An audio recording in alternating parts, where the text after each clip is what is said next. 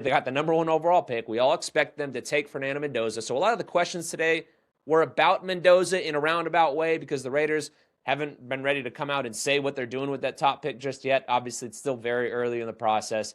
I'd imagine at some point maybe they come out and say it, but who knows? And he did say when he was asked more so about like what they look for in a quarterback, in a leader, and Spytek said he looks for somebody that's tough as hell, a maniacal preparer, a selfless person. He said give the team everything they've got. To me, that sounded a lot like Fernando Mendoza. Everything he said up there at the podium, honestly, was in terms of the makeup off the field of what he's looking for in a quarterback, sounds like what Fernando Mendoza brings to the table for me. So again, you look at it, scheme fit. We've dove into that a lot with a lot of different people in the last couple of months here. Mendoza fits what Kubiak wants to do, and also now, too, seems to be fitting what they want to do on and off the field. Again, the total package in that regard. But the one thing that was really interesting to me, my thing that I took the most away from what Spytek had to say, was when he talked about bringing a young quarterback into the fold and wanting to limit the pressure on them early on. Check out what he had to say. I think you want to have as much pressure, or limit the amount of pressure you have on that guy from the start. Now, if you have a young quarterback,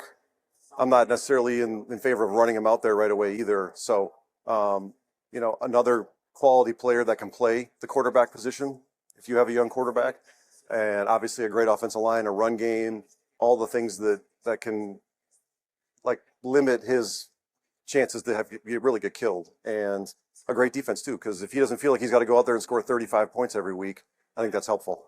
Look, Spytek just kept it real, keeping it a buck, saying he doesn't want him to get destroyed behind basically a patchwork offensive line. But overall, wanting to build up around a young quarterback and limit the pressure that's placed on them. And I fall on two sides of this thing. I honestly, and it might be frustrating to some of you guys out there, I don't know where I stand on play the guy now or let him sit. I think there's, an example in a Peyton Manning, and I'm not saying that Fernando's going to be Peyton Manning, but look at him. He comes out there and gets blasted. I think that year, his rookie year, I think he was sacked the most of any quarterback in the league, and obviously he ends up being fine and goes and has a Hall of Fame career. And I think the offensive line is going to be elevated. We'll be talking about the O-line in a second here.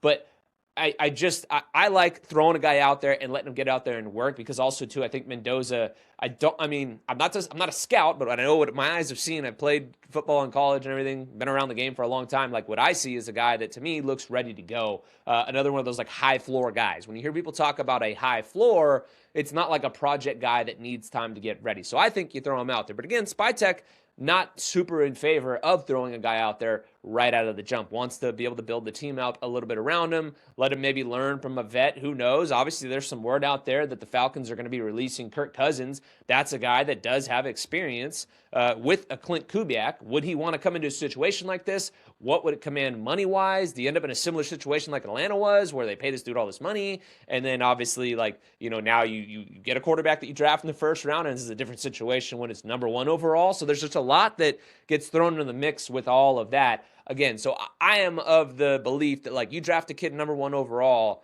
you don't draft the number 1 overall unless you think he's ready to roll or that he's going to be that guy. And again, I think Mendoza is the guy that can go out there and play right away, has the mental makeup, has the toughness, has all those things where you can throw him out there as the team is growing and building. And obviously, it's April 24th.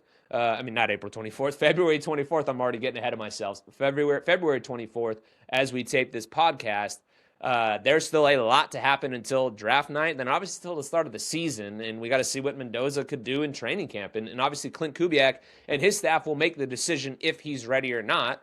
But right now, today, I would say you draft the kid and you throw him out there. But I get wanting to build around him, get a running game going, clean up the offensive line, get them cooking, and after that they've had a chance to digest this offense as well, and also get the defense going too. But again, I think come week 1, honestly, if I had to bet on it, I would say that Fernando Mendoza is the starter for the Raiders week 1. But like I said, I'm curious what you guys have to say about that too. This is, I guess, kind of question of the day 2.0, if you will. Would you rather see Fernando Mendoza sit and take some time and maybe he plays, halfway through the season, a couple games in, whatever it is? Or would you rather see him get thrown to the Wolves right away and just hey, figure it out, you got this, you have that mental makeup and the toughness to do it? I'm curious what you guys think on that front.